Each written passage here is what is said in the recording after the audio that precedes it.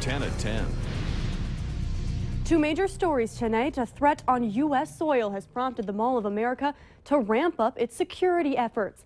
Plus, how Fergus Falls is coping on this terribly cold day after a water main break leaves that town without water. Thank you for joining us tonight. I'm Krista Baim.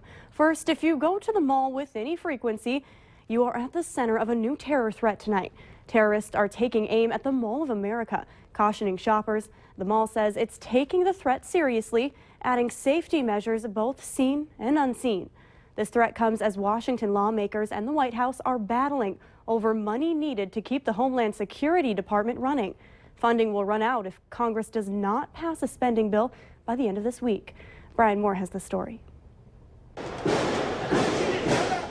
The terror group behind the 2013 attack on a mall in Nairobi has released a new threat against Minnesota's Mall of America. Alongside stepped-up security, there's a sense of defiance. I refuse to let those people change the way I live my life.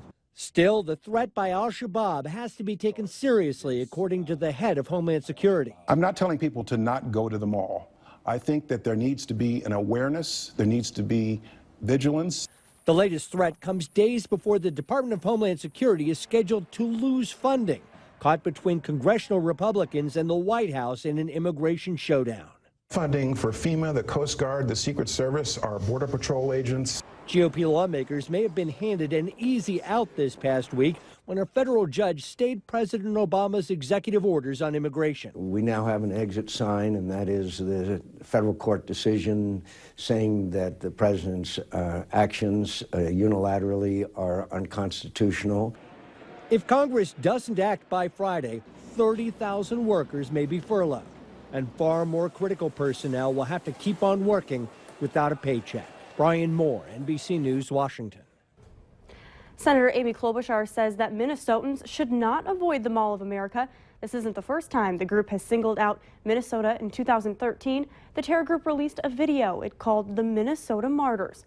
It profiled two Minnesotans who joined al-Shabaab to fight in Somalia. Both young men ended up being killed. And remember, you can follow stories like this on our Facebook page. Just search Valley News Live, like our page, and you'll stay informed throughout the entire day. Crews had a shattered mess to clean up after a driver left their car running and it crashed into a building in downtown Fargo. Fargo firefighters and police were called out to the Brant Preferred building at 304 Broadway North around 6 tonight. Firefighters say the car crashed into the front windows. No one was hurt, and Fargo Fire says there is no structural damage to the building. Firefighters want to remind people to make sure your car is in park and don't leave it unattended while it's running. A cigarette is to blame in a fire late last night at an apartment in downtown Fargo. A late-night fire in a downtown Fargo apartment started an investigation. The Fargo Fire Department was called to 633 First Avenue North around 11, where a blanket started on fire. Fargo Fire Captain Jason Underdahl says a man in the apartment fell asleep smoking and caused the comforter to catch fire. Others in the apartment managed to get the blanket outside and put the fire out. Smoke filled the building, but no one was hurt. The fire is under investigation, and more information is expected to be released early this week. Wooden pallets caught fire at a welding building in West Fargo early this morning.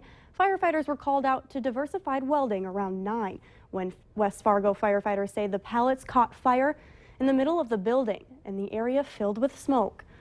West Fargo police were also on scene. The cause of the fire is still under investigation.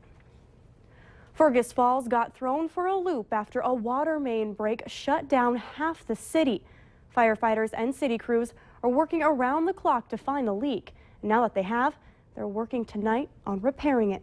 Water is back on for most of the community, but as Valley News Team's Macy Anger learned, it's something people weren't prepared for when living in these dangerous temperatures. Take the cover off a manhole in the winter, and in most cases, you'll find empty pipes. After uncovering this manhole, the evidence was obvious.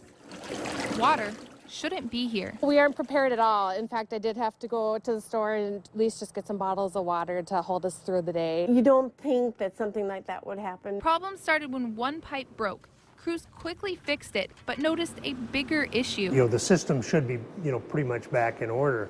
And we just couldn't regain our water levels at the plant. Firefighters heard about the new water pipe break and started the search. We all paired up, and then just a lot of guys were on foot, driving around in pickups. When the broken pipe couldn't be found, the city shut off water this morning to the neighborhoods south of the Otter Tail River.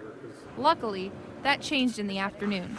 Now the city hopes to have water back to the entire town by tomorrow. It's cold out there.